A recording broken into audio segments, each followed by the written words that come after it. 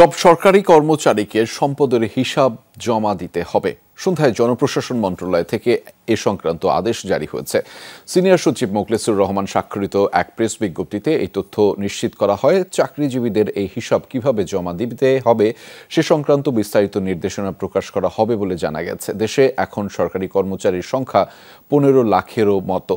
1979 সাল থেকে নিয়ম করা হয় প্রতি 5 বছর পর পর সরকারি চাকরিজীবীরা সম্পদের হিসাব জমা দেবেন। তবে এটা প্রতিফলন হচ্ছিল না। বিগত সরকারের আমলে সরকারি চাকরিজীবীদের দুর্নীতির খবর প্রকাশিত হয়। 25 আগস্ট জাতির উদ্দেশ্যে ভাষণে প্রধান উপদেষ্টা বলেছিলেন, সরকারি চাকরিজীবীদের সম্পদের হিসেব জমা দিতে হবে নিয়মিতভাবে।